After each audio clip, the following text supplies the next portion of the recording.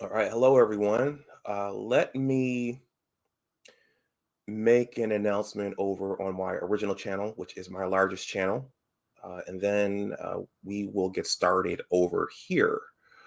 So just bear with me for 1 second, and also let me mute up this other computer that's sitting right next to me.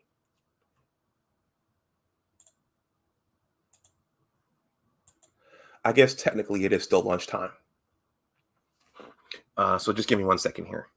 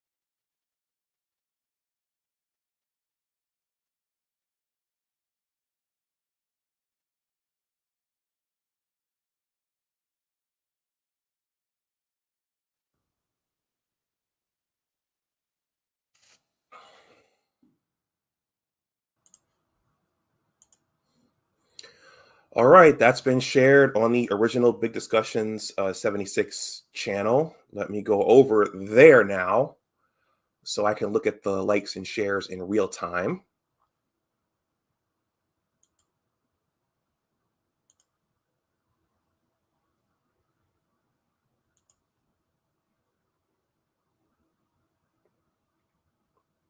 All right, I'm looking at myself over there now on Big Discussions 76 Science and Technology. So guys, I'm going to play the intro, and on the other side, we'll jump in, and I'll bring Professor Black Ops up, and we'll talk some cybersecurity. I'm excited about this. This is my second cybersecurity discussion on this channel, and yeah, I'll see you on the other side.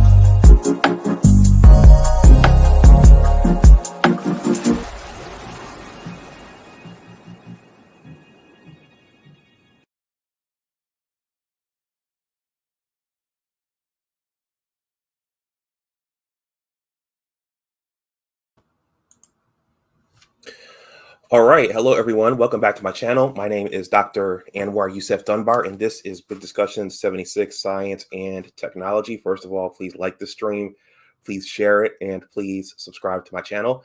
Well, today we're going to have a discussion on cybersecurity. My guest is Professor Black Ops. I hope you guys enjoyed that intro. That's the second time I've played it since I realized StreamYard has a video feature. I figured that I could start to evolve the channel a little bit. And as I was listening to that, I was thinking I might want to, when I create more intros, I might need to adjust the sound levels because on my speakers, that bass was really boom, boom, boom, boom, boom, thumping. So, but if you look at the montage that I put together in that intro, I think it's representative of what I want to do with this channel, and that I want to turn it into a STEM hub. My backgrounds are in pharmacology and toxicology and the biological sciences and the biomedical sciences, but I want to definitely bring in other STEM practitioners from other fields and other parts of the STEM acronym. And I know that today the A is in there as well. So it's STEM has in many circles evolved into STEAM. But so you saw images of the biological sciences, then you saw some mechanical engineering, 5G. Then I transitioned into aerospace, and then you saw the planet Earth, and then an exoplanet. So look for the scope of information on this channel to expand over time. That's my intention for it. So guys, without further ado, I'm going to bring up Professor Black Ops, and I have some questions here for him. We're going to rock for about an hour. This channel does not have a super chat at this time. I've crossed over 1,000 subs, but I don't have a super chat. So I will be periodically, depending upon the crowd I get, I'll drop my Cash App and PayPal in the chat in case anyone wants to make a donation. So with that, I'm going to bring up the professor so we can talk about cybersecurity. Professor Black Ops, happy Friday. What's going on? Trying to get motivated. I love that intro. I loved it. I did. I like the bass booming too, but I'm from that era. I loved it. Because I'm a STEM guy. I'm not sold on the A yet. I'm old. You're gonna have to convince me about the A. I think the A is polluting it a little bit, but I'm open to thought patterns. That's why we're here. Open up to different thinking and different thought patterns. I don't know about the A, but I love that intro. Shout out to the intro. Okay, I appreciate that. I did that myself. Oh wow. I'm gonna shout out my brother Amal Dunbar. He taught me how to use Filmora, Wondershare, and I'm glad you enjoyed that. I did. I'm gonna acknowledge two people in the chat before we get started. Tobias Frierson says, "I'm a brother in STEM.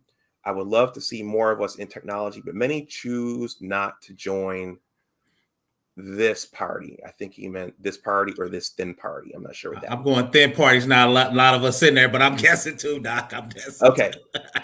I'm guessing. Kalila Parrish Bailey says, "Thanks for the broadcast. I'll share it with my son. He's 21 and interested in cybersecurity." Thank you for stopping through, Kalila. And Keep It Techie has made an appearance in the chat. Thank you for stopping through, Keep It Techie, and thank you for the last collab. Shout out to Keep It Techie. He the one that brought me to the space. He was the first one to interview and got me started. So he definitely on my chart of love. So shout out to him. Wherever he goes, I go. Okay. Yep, I remember you saying that in our discussion. Okay. Let's jump in. Okay, we got engineering cannabis. Black Ops. All right. Definitely in my posse, man. Go ahead. Okay. All right. So the questions, you've seen the questions. So first question, and this might surprise everybody. Dude, how did you come up with the name Professor Black Ops? That is a gangster name, man. It's weird because, like my man said, the party was thin, and I'm kind of a jokey guy. I've always been that way. So at work, I do a lot of security reviews, and I look at operations. So I said, I'm Black Ops. So this older white guy, we like the odd couple, he started calling himself White Ops. So after we did this, we introduced ourselves as Black Ops and White Ops. And one reason we do that a lot of times is when you do security reviews for big vendors and big government agencies, people get uptight. So I try to do that to kind of get, I'm Professor Black, I'm Black Ops. So, I kind of did it as a joke. Then he came in and this old white guy said he's White Ops. So, because we review big companies to do cybersecurity coming in a government agency. That's how it went. So then when I started my YouTube channel, I'm a professor in real life. I don't have a PhD like my man. I teach at a local college, and I do have an MBA. So I will get into that later. So when I stand my chair, I'm like, I'm a professor and I'm Black Ops. So I just kind of put them together. So that's kind of how I came up with that name. Okay. All right. Yeah, it almost sounds like a name you would use as a gamer. Right. Playing Call of Duty or something. I don't know. Right. All right. So, in your YouTube channel, what's the name of your YouTube channel? Professor Black Ops. All right. Yeah. So, briefly talk about your background. Which part of the country are you from? I'm from the Midwest, specifically Indiana. I'm old school. I came up traditionally. I got a bachelor's degree in computer science in 1990. I got my MBA in 1995. I started off as a junior programmer. I did a little COBOL. I'm so old. One of my subscribers called me. I actually showed him the tape machine that actually connects to a mainframe. He never seen one. He was calling me the Moses of computers because he's never seen a tape drive. Then I just started off as a junior programmer and I just worked my way up. 20 years ago, I started working for the Department of Defense. And when I was there, I was doing Java programming. I was a web administrator, DBA. Then they were getting hacked, so they brought in a specialist to teach us cybersecurity. So I learned that while I was working at DOD. And I did that for 10 years. Now I'm a consultant at a large state agency. So that's kind of it in a quick nutshell. So I've been in the actual computer game for 35 years. Okay. Did you always have the aptitude for, correct me if I'm wrong, information technology? Is that what this would fall under, or is this? Yeah. Oh, yeah. Okay. My first love is programming. Yeah, as a kid, I was just I'm the only child. My parents had me late in life at 40 and 53. So, and back then, people don't realize you woke up and watched cartoons, and all the cartoons I had, had like Super Friends had a supercomputer, then Batman had a supercomputer, then I started playing in the technology, and people used to fly in space. I actually started looking in astronomy. But, it's kind of hard to follow in astronomy. Then I started looking at robotics and technology. And when I was in high school, I was a high aptitude students, and they had a vocational school for programming. And I went over there and I just excelled at it. We did COBOL, RPG, PL1, and Fortran. Of course, none of that's being done today because all that's on mainframe. But I started off there and I killed him. And as my teacher, he was just a weird guy, but we kind of connected. And he just showed me this big wad of money. I was about 16. He said, pay attention, you're going to get this. I need you to focus because you're excellent at it. So, and then I just kind of motivated me, and I just grinded. When I got in high school, when I got in college, since I was doing it in high school, what we were doing, I didn't realize was so advanced. I just was redoing the same thing in college. So I just excelled, and I just was off and running. I got my first junior programming job in 90 when it was a recession then. But once I got that job, I just been off and running ever since. So. Okay, so just staying in your early years for a moment, folks. Yeah. I see folks are coming in. Please definitely hit that like button, get the engagement up, because this is. I'm happy to have guests like Professor Black Ops, and we really need to build this out and get more of this. At the high school level, were you in? Were you at a technical high school? Were you in some sort of coding camp or what? No. It was a hot mess. I was kind of born in the hood. That's when busing happened. So in the 7th grade, I was bused an hour away from my home in this white district. And the first day of school, they burned a cross in the front of the school yard. But the cool thing, though, is they had better technology and they had better school. Long story short, my mother had me at 40, so she was born in the 30s. My father's at 53. He was born in 1917. They picked cotton for real. So that little stuff they was doing at school wasn't gonna bother me. My parents was about that life, so I wasn't scared. I wasn't intimidated.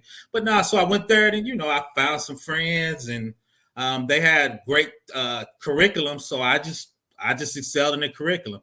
Some people didn't want me in class, but that's what I wanted to do, and my mama said that's what she wanted to do, and that's why I joke on my channel. I said I'm about that life, man. I'm trying to get excellent and be very good at my craft, and it started at a young age. So That's so no, it was just a regular high school. But when you go far out, they had money, so they had the Olympic swimming pool and the big gym, and they had a computer lab. But you were like this before a computer lab. I'm so old, I had to take typing class. So I took a typing class. Long story short, he was the track coach. He told me to take typing class to help me, but typing class helped me program because I can fully use all my fingers. But So yeah, that's how I actually got started. So okay, last one. A student? Were you A student or were you? No, I'm always the weird thing. I'm still this way today is I could get an A, but for me, the opportunity or cost of getting an A was too much. Like in programming class, if I documented, he would give me an A. But like, why am I going to write 300 letters of documentation? I'll get my B plus. I know what the programming is doing. Look, I see I offended you by the look on your face. You're like, what? I'm just kind of weird like that. I'm like, no, I'd rather just chill here and read my comic books than write these extra 300 lines of documentation. I know what it does. And the teacher looks at me always weird like that. What are you doing? I'm like, nah, dude, that's just opportunity cost. I'd rather eat a sandwich than do extra 300 lines of documentation that's not going to help my program. I know what it does. So I'm always kind of weird like that. Okay. All right. Well, I was talking to someone last night over on my original channel, and I think this might have come up, but some of the most brilliant people, the A grades don't necessarily translate into brilliance and creativity. So some of our, inventors and innovators and starters of our major corporations, they weren't necessarily A students. So I think that's fascinating how people move through their educational path and end up on the other side. Well, I'm going to interrupt you. I think the big path in there is the class I wanted to study. Like I wanted to be computer, so my math was good. Of course, my computer stuff was good, but other stuff didn't excite me. It didn't wow me. So for me, it's like if I get a C plus or B minus, I'm good. That's not really what I want to do, and that's why people, when I went to got my master's, I got straight A's because number one, I was older, but it was something I wanted to do. Right. So I think that's one thing. And I'm shout out to the lady. I'm trying to figure out how to teach a middle school Python and make it exciting for them for something they want to do. They might want to do a robot or do a character, but when you get people, especially kids inside it, they get motivated. That's why when you go on a basketball court, you see kids 5'3" on a basketball court for 8 hours. I'm like, dude, your daddy 5'7", you ain't gonna make it. But if you could take that and move that to IT or shout out to engineering cannabis, AI, machine learning, artificial intelligence. If you take that 6 hours on a basketball court, doctor, you know that if you just took a little of that and put that into a STEM, you'll be wealthy, young man. You will be wealthy. Yeah, that's right.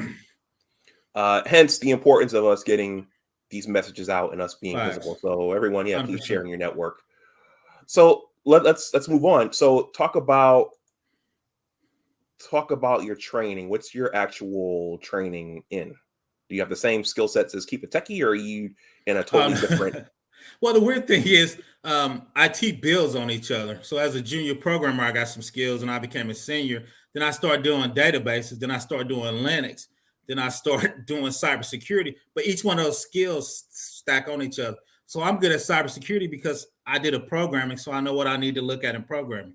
Keep It Techie is a Linux specialist. So I know the security things I need to put on a Linux operating system, right? Me and Engineering Canada's been talking about how do you lock down robotics, machine learning, artificial intelligence.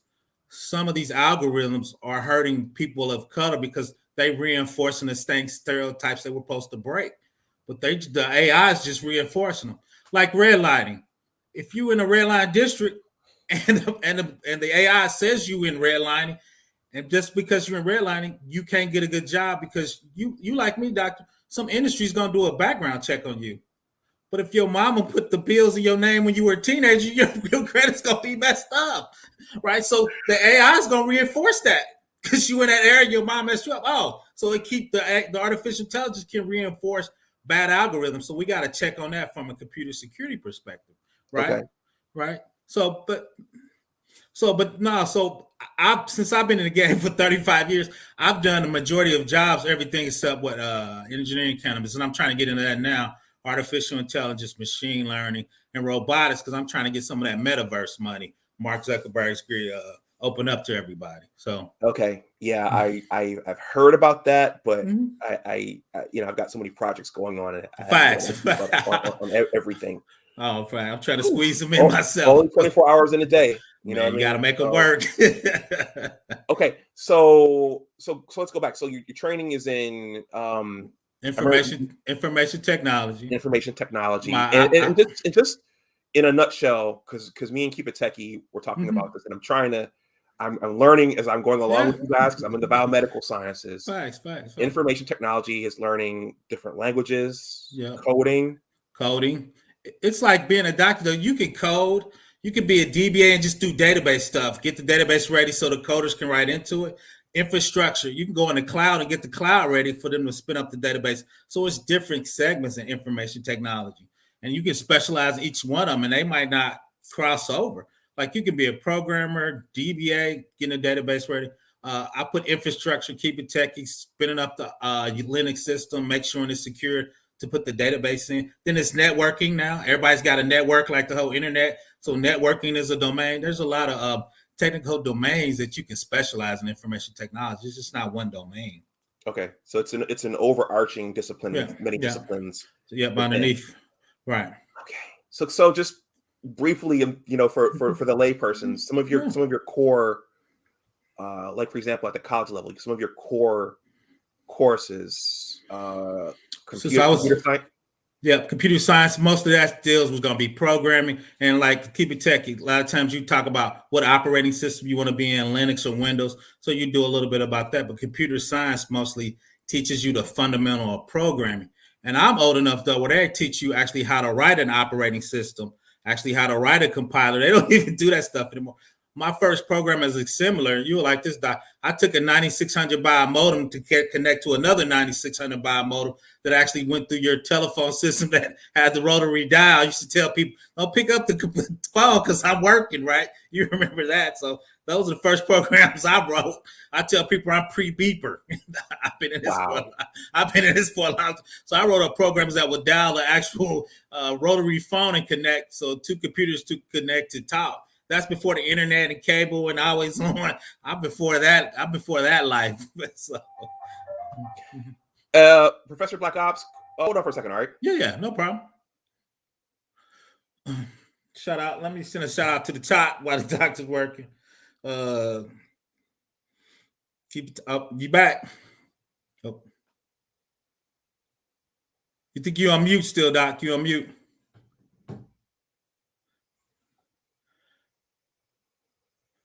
No, I think he's working on it. So yeah. So I guess shout out to everybody while the doc's out. Product management. Oh, that's definitely a good field, especially with a product owner. A shout out to data scientists and AI. I wish my devs would write more documentation. Shout out to Tobias. I hate to be. I'm working on that, Tobias. I suck at documentation, but it's definitely needed, especially when people leave. I'm a bad person. Shout out Tobias. I think what we did is to help out with that. We actually had a documentation specialist. And they were actually come behind the program as a document. Go ahead, Doc. I was just going to shout out to the chat. What are you talking about? What are you talking about? I was giving a shout out to the chat and answered a few questions till you came back. Okay. Keep it going. All right. Thank you, Tobias, for the cash app. Much appreciated. Not everybody jumps on the STEM topics, so again, much appreciated. Facts. Gotta do my bow here because the camera's here. All right. Facts. So where were we? We were talking about your training. So, so coding, languages. How much mathematics were in your training? Because mathematics are a barrier for some kids. Oh, facts. Too much math because I'm old school. Because to be computer science, they didn't know if you were going to do some kind of crazy network communication. So I had to take calculus 3. I could take the area tornado, and I never used it. And that's what killed everybody because there were 20 black people started when I first started, and only 3 of us made it because of mathematics.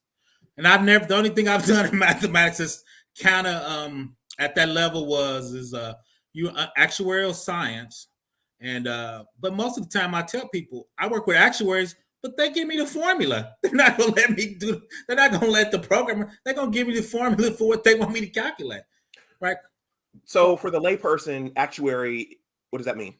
Actuary, I work for a large Fortune 500 insurance company. One of the Yeah. things they do, which you know, is they calculate when you're gonna die and different stuff with stuff gonna break. So part of the actuary science is the math of you got high blood pressure, you ain't looking too good, you might make 71. This is how much premiums you need to pay into this policy so the company will make money. Correct me if you think I'm a little off, Dr. Dunbar. That's what I think of actuarial science. Okay.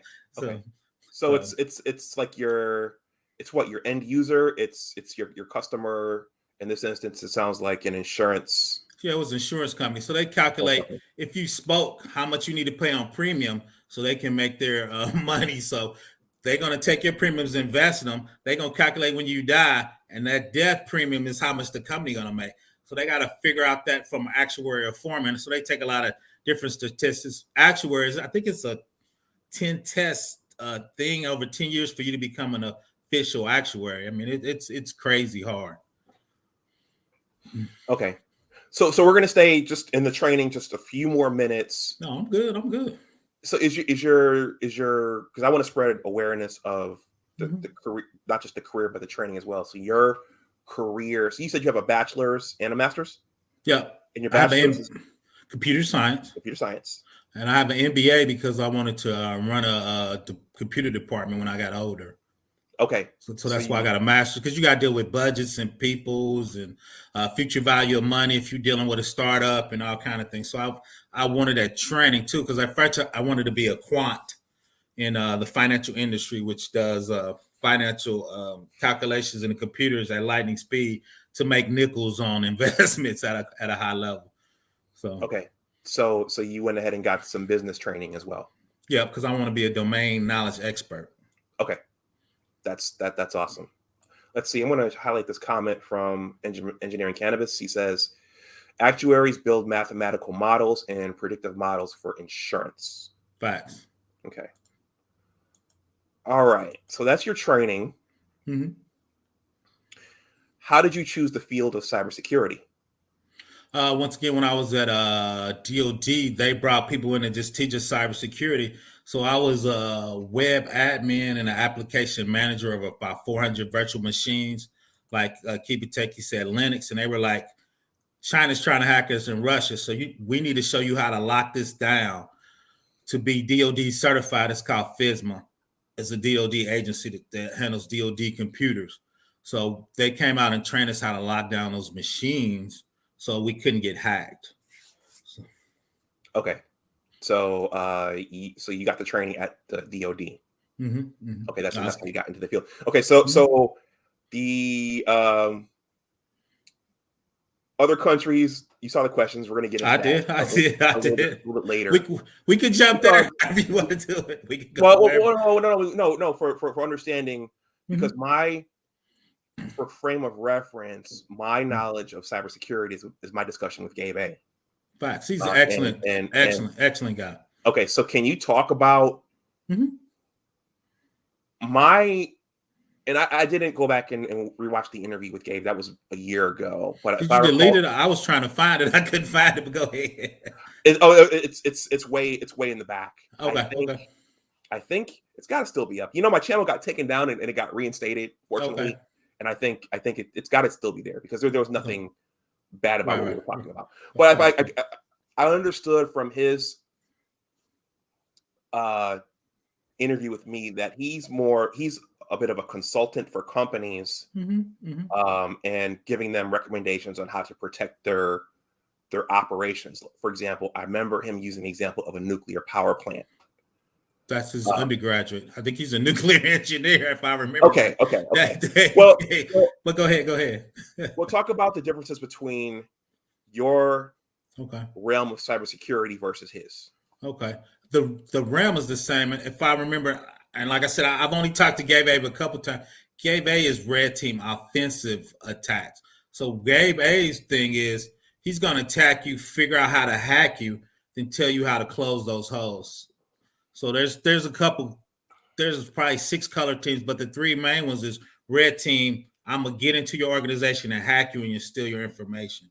So Gabe A, I believe, is a penetration tester and red team. They're gonna come in, figure out how to hack you, figure out your holes, and tell you how to close them.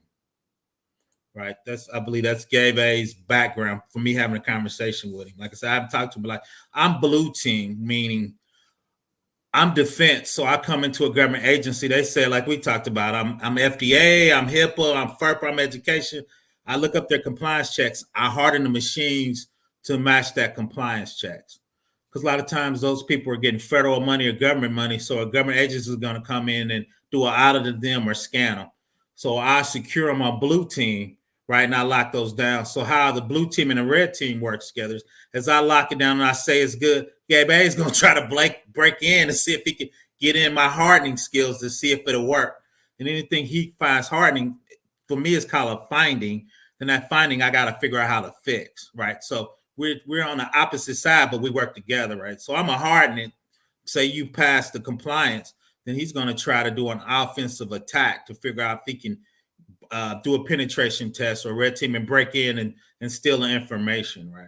So then he'll give me that list of findings and I will fix them. But those are two separate sides of cybersecurity. Okay, so red team and blue team, is that a common? Yes, it's very common. Are those common terms in the cybersecurity? Yeah, if you Google red team and blue team, they'll come, especially red team. I get mad at red team because those are the sexy guys. Those are the ones you see in a movie. They're going to hack in with the evil guy and save something. You see the nerds like me, we got the pocket protectors like John Sally on cyber. We look nerdy with the big, thick glasses. So now red team is the hackers. They always look good. If you remember Sword Fist with John Travolta, if you got up there, that was the hacker, right? He looked cool. He was breaking in computers, right? I'm blue team. We look nerdy, but those are very common terms. If you Google red team, it'll come up. This red team cybersecurity. They'll sell you stuff. There's a ton of products. I think you're doing it now. You see it come up. It'll come up and just flush with stuff. Okay, so I got a picture that I think people are gonna laugh at this. This picture makes me laugh. I did a end of the summer stream on what the dark web is over on my original channel, and this is the picture that I used. I think this is your stereotypical red team guy, right? This is the guy sitting in his basement. In his basement with the hoodie on, with the hood and the Harlan Sanders mask on, trying to hack into something. Yeah, you got the anonymous mask on. The only thing he's missing is some Mountain Dew and some potato chips. You know. Okay. That's all. Yeah, but that's it. So that's the typical red team guy in the back, and they're trying to attack. So what Gabe A does, his team tries to replicate those attacks before you get attacked by him. Right, so for all the big consulting companies sell that service, red team offensive attacks. There's products out there. So I think that's what Gabe A was. He just got promoted to a manager's role. Shout out to Gabe A. He's got me thinking differently because I've always been kind of shying away from management a little bit. So shout out to him. I'm gonna read some comments here, and then I think I have one or two more questions. But let me read some of these comments and you can respond to them. Mm-hmm. Let's see. Tobias says, I've worked as a PM and PO. Okay. That's project management and product owner. Those are people who are managing kind of the process and the procedure. I work with a ton of those goals. Go and get that PMP so you can go get that 6 figures. Don't stop. Get the project management degree. Okay. Asriel the Daywalker says, I love this. Appreciate you being here. Good afternoon, Dr. Dunbar. Salute to Professor Black Ops. Why Not says, which top 3 cybersecurity companies do you see taking a strong hold in the industry? I would go, of course, Mandiant. The other thing is going to surprise you. Microsoft is a world leader in cybersecurity. I would go Mandiant and Microsoft. I got to think about the third one.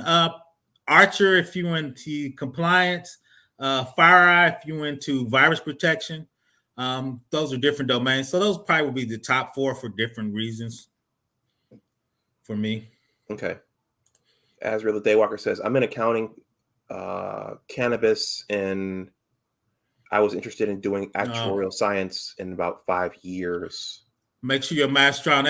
Those guys get paid if you can get to the end, but those tests are brutal. Those tests are brutal.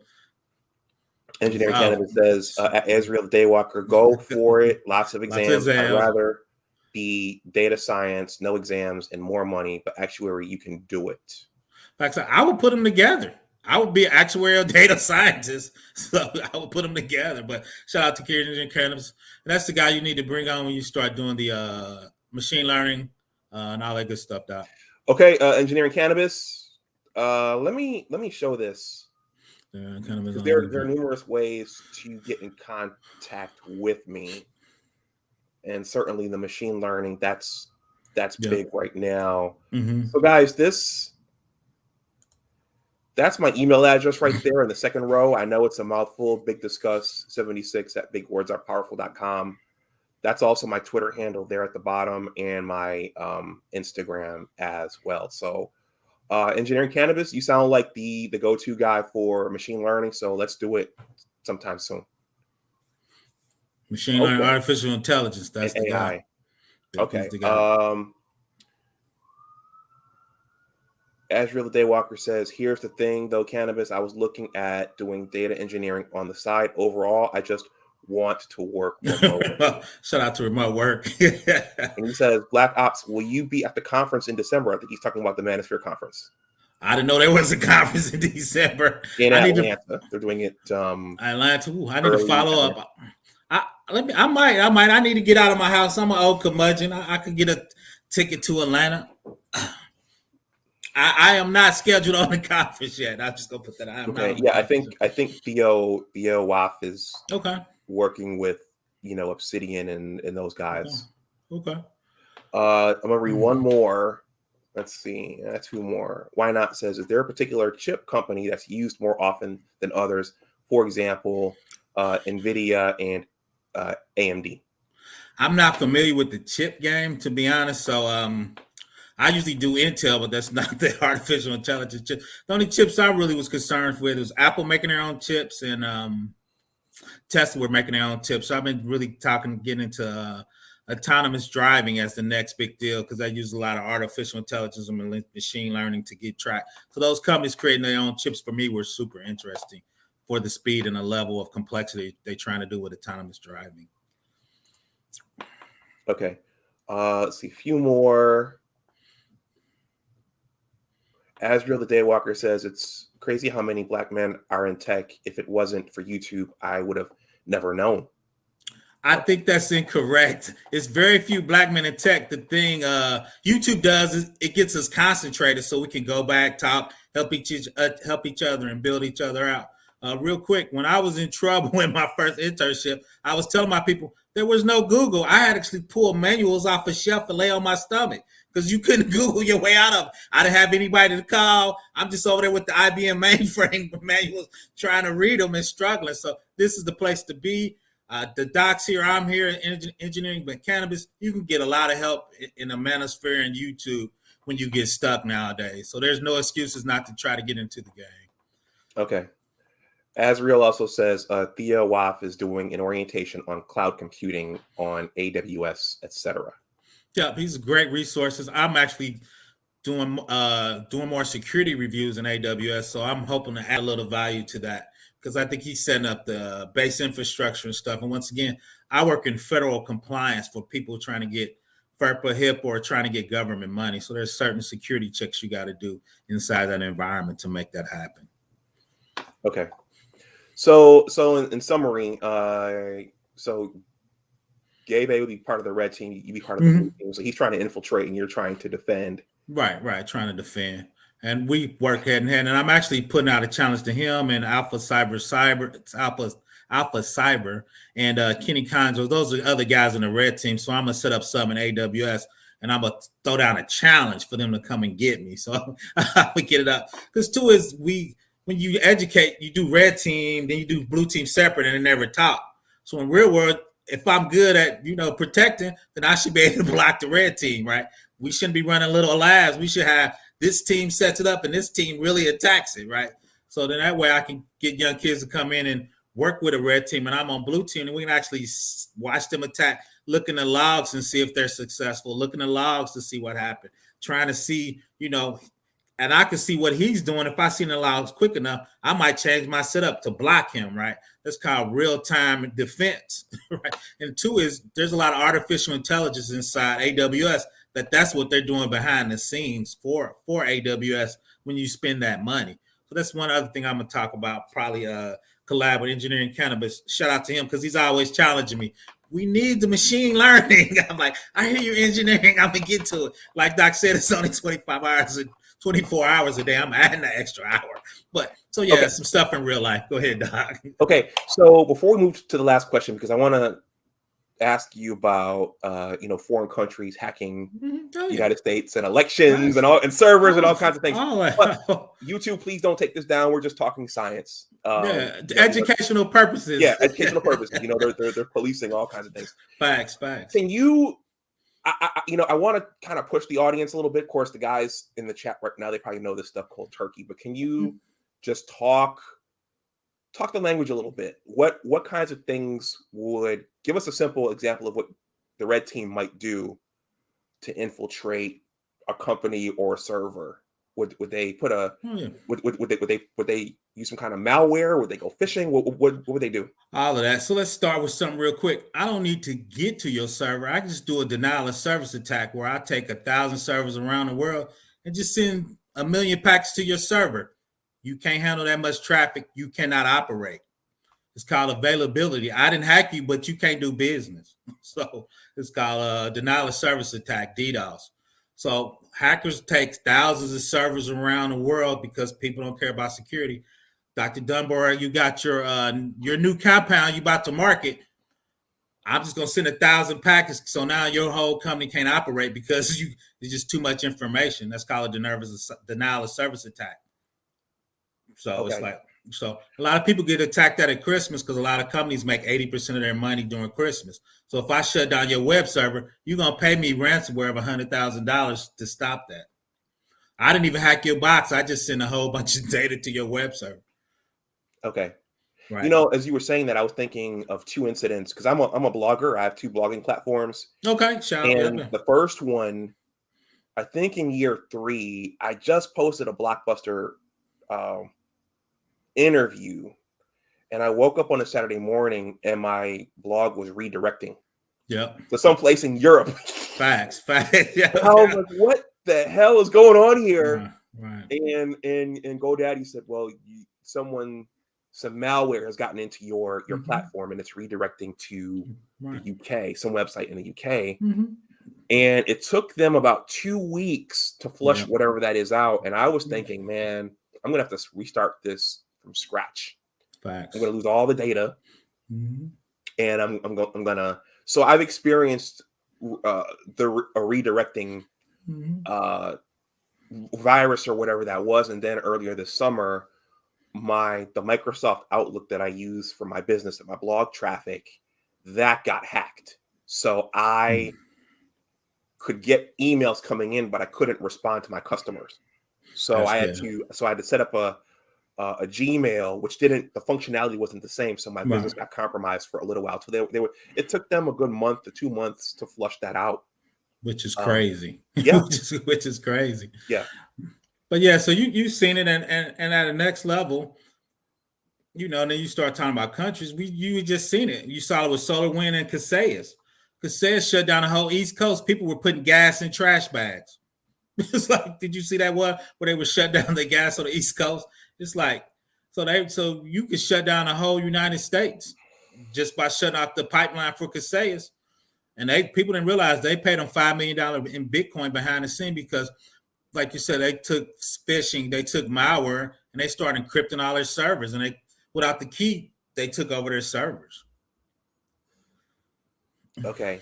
Engineering Cannabis says, I'll definitely contact you and discuss the intersection between machine learning and health science with the new algorithms like AlphaFold for protein synthesis. Yeah, that'd be cool. Since my background is in the biological sciences, that'd be a good collab for us. That's why I sent you to him.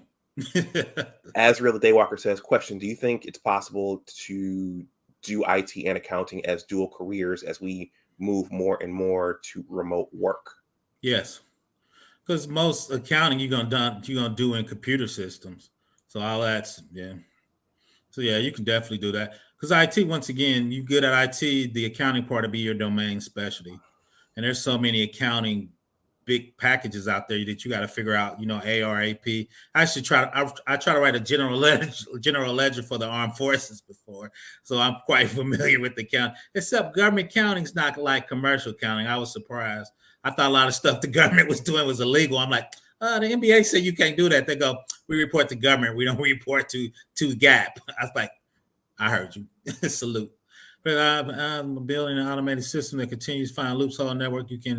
How can you deal with this? Oh, Professor Black Ops, people building an automated system that continues to find looping.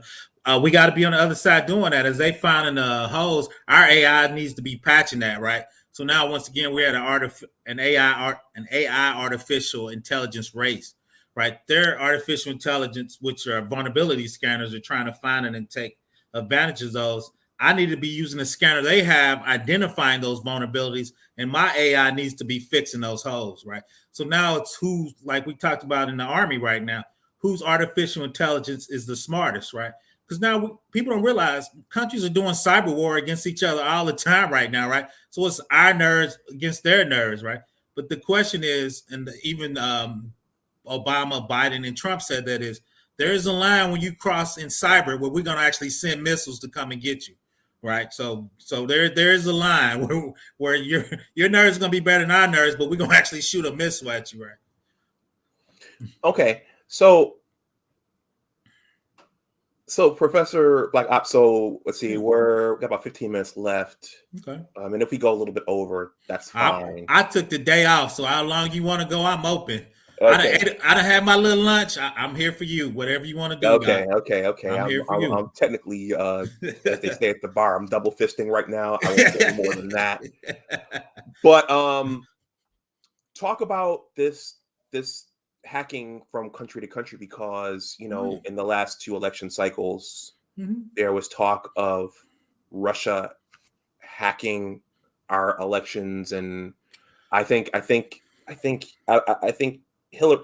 Hillary had an email server thing. I don't know if that was involved in this. Well, but the hacking are other countries literally trying to get into the United States information technology systems to influence things like elections, and are they?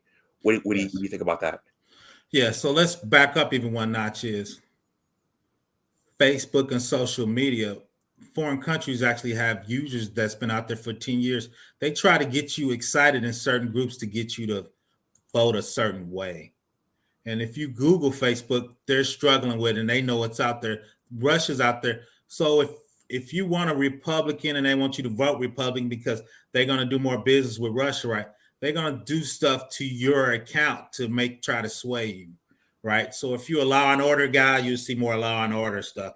If you think Law and Order is too aggressive, they'll show you stuff where they be. So they're trying to control your mind with these groups to try to figure out how to get you to vote, right? So that's so when you see that, a lot of times you think people are posting stuff. It's not that person. It's another government. And don't be mistaken. The United States does this in other countries to get them to vote the way they want for their interests. Is that right? Oh yeah, 100%. Google it. It's out there. Oh, we've been doing that stuff for years. So each country does it. So our hands aren't clean. We've been doing this for years. In the old days, though, without the internet, we would just send a let me be careful, green thing, and we would just take care of you with our special forces team. You can't do that anymore, right? So everybody's trying to be strategic. So yeah, we're trying to get our foreign operation and how we want them to vote, and they're trying to do the same to us. It's just not one way. We actually got caught hacking the president of England's cell phone with Pegasus. Why? We want to keep our friends closer and our enemies closer. We want to know what our friends doing, because sometimes they don't vote the way we vote. So if you Google Pegasus, it's an Israel software. We were hacking all our friends and alliances phones and emails, because we want to know what they're doing before they're doing it. Our hands are clean. So now everybody's doing this. So we just got to figure out who's doing it the best. Okay, like once again, disclaimer: YouTube. This is for educational purposes only. This is educational purpose, for general education, career discussions, and science and technology discussions. So just FYI. FY Pegasus, Google Pegasus, people, it'll come up. And so I guess what I was getting at is Mhm. in terms of career opportunities, uh, our our government needs professionals who are trained in cybersecurity to ward off foreign attacks, Yeah, cyber attacks. the problem with that is the government can't afford those people. So those people end up like Gabe A goes work for Price Waterhouse, and the government uh, sends out RFPs and RFI to get those because what happens is, and I don't know if Keep It Tech is in there, when you get those guys trained, there's not enough federal the federal bans aren't big enough. And I work at a state agency and we have the same problem. Once we get a guy 3 years and we train him on Archer, Fire, and all these popular, the company's gonna hire him, pay him twice what the government gonna pay him. Now, don't get me wrong, careers are the best, but from a government standpoint, I've been at a government for 10 years and I've been a consultant. And the guy just offered me a full-time job. And he looked me in my face. He goes, I know you can't take it, but I at least want to give you an offer. So, but you can get those skills, work for a big consulting company, I work for a Fortune 500 pharmaceutical company in IT. So, and every big company has a big IT shop. And every big company now, if you got a big IT shop and you got something valuable, you're going to need a cybersecurity team to help you protect it. Because you know what a good compound can make you, doctor. You know, if you got I'm gonna put this out there. I used to work for Eli Lilly. What was the schizophrenic compound they had? Started with a P. They made Wasn't Prozac, was it? Prozac. It was Prozac. I was there through the Prozac years. Secretaries were making $100,000. They made so much money. They gave everybody a 25% raise across the board for 4 years straight because they were printing money. Okay. So I mean, so you know, with a good compound, you can make killer money on that stuff. So it was ungodly. But yeah, cybersecurity, there's a 500,000 open jobs. We got to figure out how to get them trained to get past the gatekeepers. Once again, there's a ton of domains. Even if it's not cybersecurity, shout out to engineering, cannabis, AI, machine learning, robotics, Linux. There's just so many ways to get in IT. Cybersecurity is just one of them. Okay. So we're at about 53 minutes. What I know you discussed your training, but today in 2021, what does someone need to get trained in to work in cybersecurity? I would do the CompTIA Big Three, Network Plus, A Plus, and there's Cybersecurity Plus. Are those majors or are those languages? Are those are certifications? Certifications. Certifications. Okay. I think you can get into the industry with those certifications, then have your job pay for your undergraduate degree. Okay. Most jobs, because too, that'll get you in the door. But I want you to be successful. I want you to be the director, vice president, run a company. You're going to need a degree to do that, right? So okay, now, go ahead. It's good that you said that because in my discussion with Keep It Techie, we were talking about formal college degrees versus certifications, and someone contacted me afterwards and said, I don't know that it's a good idea that you guys are promoting just getting the certifications, or he was questioning just getting the certifications, and he said, our Indian and our white counterparts are getting the degrees, and they're going to be the ones running the companies and running the divisions. Fine. Okay. And that's still a healthy debate. I'm just telling people that's my version of it. And to be honest, over the last 10 years, Keep It Techie got me changing. Because to be honest, I was like, you got to have a degree because I'm old. So I'm changing and my thought pattern's changing, right? So that's my way of what I think is best, right? Now, you might just say straight certifications but like you said, I think certification is going to get you in the door. But if you need to progress, because once you get in the door, they need your bodies. But as you start going up the pyramid, the doctor knows you're in competition with other people, right? So it's going to be your skill set. And if they're equal, then it's going to be what degrees you got, your soft skills. And two is HR is running your stuff through AI anyway. So you got to have the proper stuff show up on your resume to get pulled up, even for internal promotions. Okay. And they'll be they'll be evaluating your certifications or your degree or both. Both, because Oh, if me and you in competition, you got a certification and a degree, and we're pretty equal, they're gonna pick you because you have a degree. Once okay. I mean, once you start getting in a senior position, especially when you start talking about director, VP, that type of stuff, it's gonna be your skill set and your degrees and certifications versus that person. Okay. So it sounds like, and I'm making this light bulb right now. The certification basically says that you're trained in this language or this form of coding, right? It says Or this you're up to discipline. date on this modern. This discipline, yes, I call Okay. it discipline because it could be coding, project management. There's so many things, operating system, databases. There's just so many different domains in IT. But that certification, and two, if you get in the government, you got to have a current certification. I think it's 8570.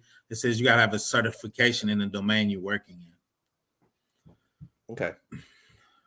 All right. I think that's all I've got in terms of questions. Okay.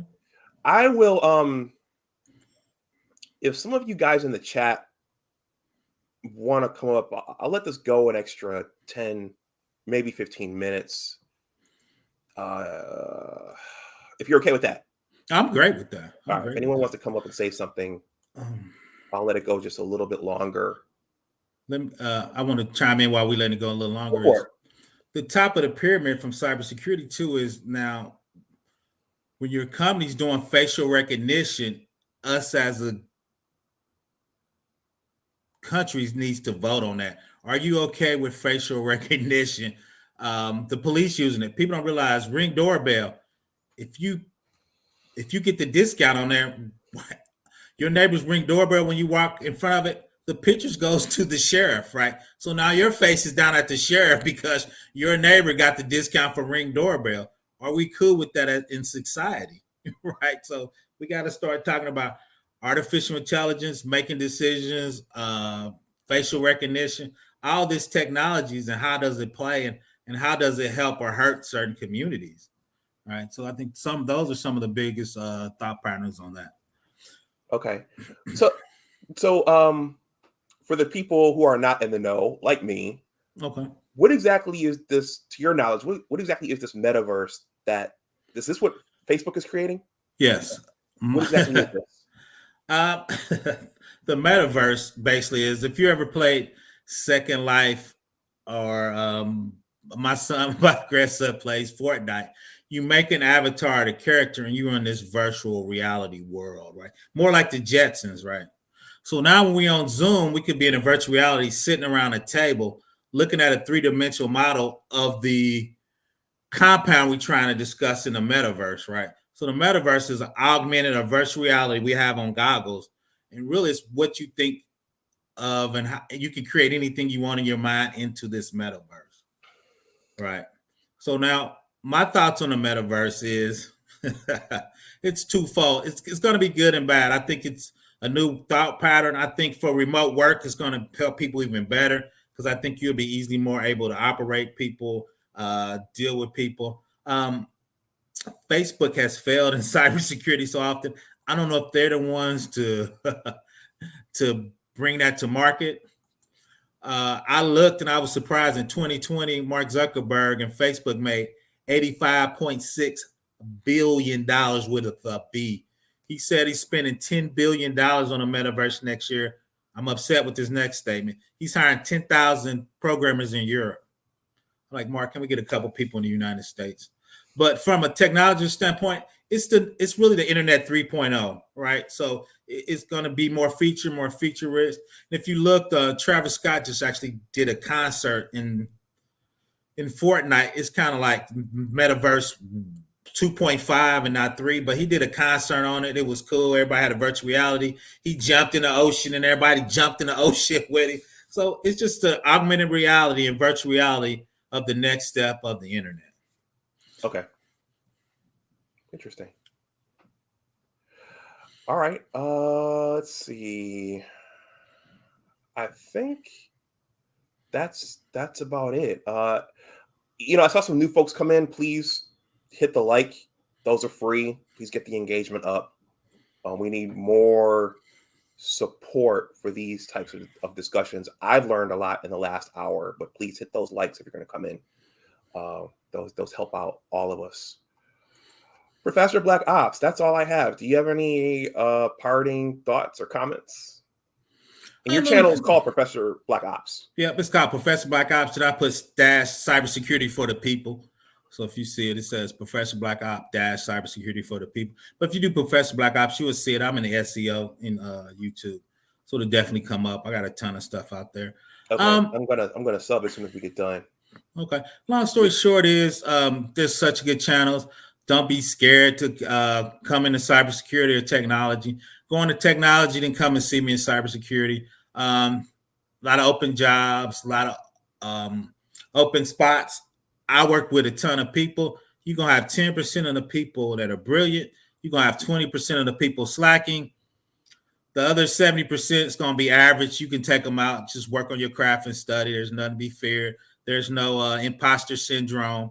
Just study hard, grind. Look, you got so many resources out here. And like I said, I'm 53. I came here to help the young guys. So when Keep Your Techie Go or engineering cannabis, there's so many guys out there. If anybody needs me, professor@blackops@gmail.com. I'll do what I can. If not, I got a ton of people I can send you to. So we welcome you to IT or computer security. And if anything, like I said, come on into the party. The party's thin. We need to make it bigger. So we need to make it bigger. Okay. Yeah. We're gonna squeeze in this last question by Azrael the Daywalker. What recommendations would you give in joining IT? Could I get those 3 certs you mentioned and get a job? Yes. What I would do is I would go to those 3 certs, A+, Network Plus, and Security Plus. Go check out my man, Kev Tech IT. It's the baby step. He's going to help you get work on a help desk. You're going to be on a help desk 6 months. Then you're going to jump in the field. Then you're going to figure out where you want to go. But that'll get you in. Kev Tech help desk is the easiest way. That's a sucky job. But you're going to get in and you're going to be helping people on tier 1 with their problems. And once you get in the company too, usually they got more training and people expect you to lead from help desk. But that's one of the easiest way to get in IT. And Kev Tech, all this stuff is no cost. Tech G is another one. He gives you free study guides on both of those and both of those 3 domains, Security Plus, Network Plus, and A Plus. So there's a lot of resources and a lot of technology. And yes, you will be able to get a job. And both of those guys help you with resume writing. They have a whole kind of curriculum they're building up. So I'm building the next level curriculum, but both of those has curriculum, study notes, mock interviews. So the Manosphere is here to help you get into the game. Okay. All right. Well said. So with that, I think we'll go ahead and conclude. Professor Black Ops, thank you for coming on and talking about your experience and your expertise. And we'll have to do this again at some point. We'll do a whole panel with you guys. Yeah, bring Gabe A. I'm looking for him now. Bring Gabe A. The red team, looking for the red team. Red team and blue team, we need to get at it. So anytime. Just and 2, I'm definitely coming to your channel. So I'm one of those guys. I'm always coming up on the panel. So that's my life. So I really enjoyed it. And keep up the work, man. We need a PhD showing the way, man. Definitely need a PhD showing the way. Okay. Yeah, imaging is important. It's so important, and I'm sure that for the masses of people, their decision making, the way they look at the world is driven by imaging, and they're not showing mainstream media, pop culture. They're not showing us. Facts. They're showing, Love and Hip Hop and those kinds of things. Black Ink Club, stuff like that. They're showing that, and kids are following that. Right. Instead of following us. Right. 100%. Like I said, I work on people at work too to try to help on that imaging and try to get people to open the doors and make sure doors aren't getting shut. Or when people get in there, my job is to make sure they're okay and they're going to survive. So my colleagues be teasing me sometimes. So I'm very serious. So like young guys, young minorities, I walk up to them and be like, all right, this is me. If you need me, this is where I sit. If you get stuck, or because when you first get a job, sometimes just getting your time in or figuring out who to talk to, I'm like, just reach out to me and I'll take care of you. So, so I try to make sure people don't get stuck or get afraid or get imposter syndrome. So that's my job to make sure they're okay. Really quickly, imposter syndrome that came up. I know. An interview with a medical doctor. Who I hope to have on the channel at some point. Can you talk about imposter syndrome really quickly? Yeah, it's weird. I get that a lot on my channel. Imposter syndrome to me is you got a position or a spot that you don't know if you really deserve or qualify or think you should be there. And I always tell you, I work very seriously at my craft. So anything I get, I deserve to get. So there's no imposter syndrome. I'm not going to be scared because I did the work to be there.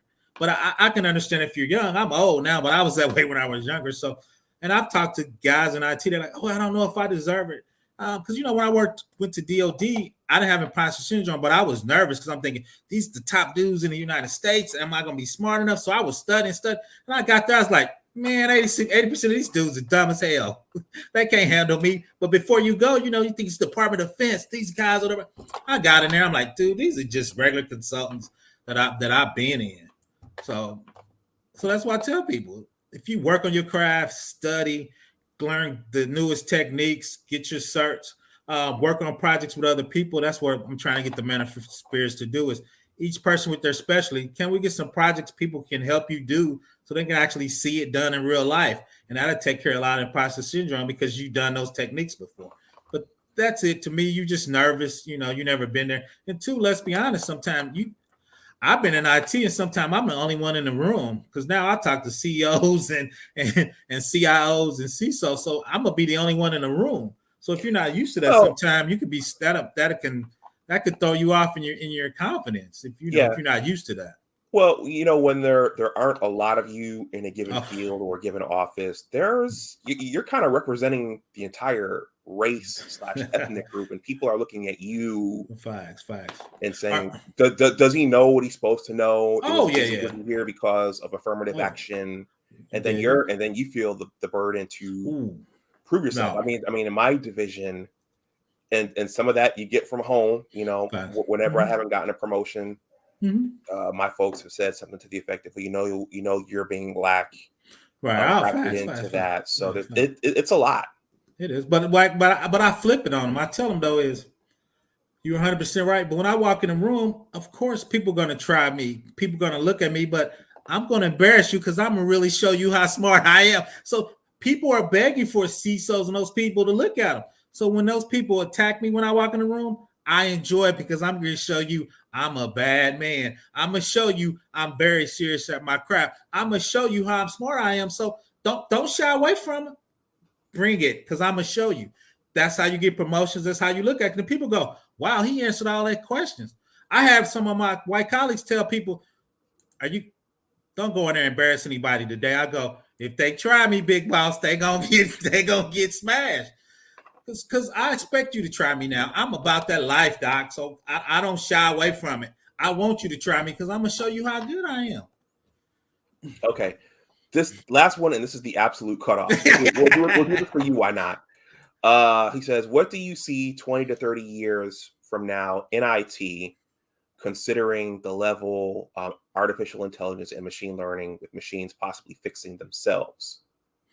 Yes, that's a good question. Considering I'm pre-beeper, so what I've seen so far, what I've seen is the next level. That, like the doctor said, we were talking about. You're gonna be in a metaverse. You're gonna be a character. You're gonna be floating. Correct. You're not gonna even see the underlying machines because the machines are gonna be fixing themselves. So you're gonna be using voice activation, face recognition. You're not gonna need a password. You're gonna talk, say something, and wave your fingerprint in the metaverse, and it's gonna know who you are. Right. That's gonna be the next thing. Right. You're not going to program, right? You're going to put together 3 widgets that do those things, and your intellectual capital adding to those 3 widgets is going to be how you make money, right? The doctors, we talk about chemicals. You're not going to mix the chemicals because you're going to say these formulas from these particular AIs, you put them together, and I think this is going to be the efficacy of that, right? Because artificial intelligence now are trying to find drugs for people, right, behind the scenes. So all that together is, how do you make those quicker? How do you make those faster? Right. And because people really don't program as much anymore, you put together widgets of web services and you take this account payable widget this is an account receivable widget, and I put this in a reporting widget, and you stitch those widgets together with like 20 lines of code. You don't have to write 3,000 lines of code anymore. So, and I think too is with autonomous trucks, self-driving cars, I think there's going to be in the next 20 or 30 years. So I think the way the way we operate as human beings are just going to be just totally different. Like, because like I said, if you tell me years ago when I had a beeper that you would have the power of a cell phone in your hand, I don't think I would imagine that 30 years ago. Okay. Why Not says, yes, Metaverse. Please do a show just on Metaverse. I don't know if he's talking to you or talking to I got me. a show on my channel. I did Okay. one on the Metaverse. So I'm trending. If you go to mine, it's on my download. A lot of people loved it. Just do a comment on it and we can chop it up about it. Yeah, I did a Metaverse show. I'll probably do another one. So I talked about how it was created, the background from it, how I think we're gonna make money at it. YouTube like content's gonna be on the Metaverse. The doctor's gonna be standing on a mountain as avatar. We're gonna be down low. The doctor's gonna touch the atom, and it's gonna spread up. And he's gonna be talking about the efficacy of drugs from compounds, right? Because it's gonna open up from training. So we've been talking about how you're gonna do training in the Metaverse.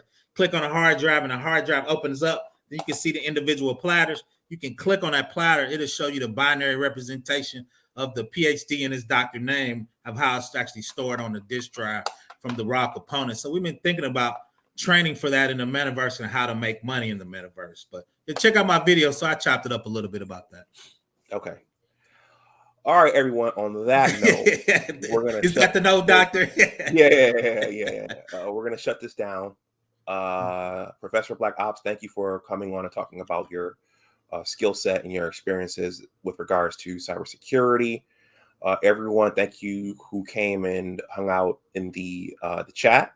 Look for more of these. I have a list of people that I want to bring on while making some of my own content as well in the form of pre-recorded videos. So everyone, if you're watching on the playback, please definitely hit that like button, get the engagement up. If you want to make a donation to the channel, that information is below in the description box. Please go over and sub Professor Black Ops' channel if you haven't. And with that, we're going to conclude this thing. Enjoy the rest of your Friday. Enjoy your weekend. And as always, remember that your attitude determines your altitude. Take care, and I will talk to you the next time. Bye-bye.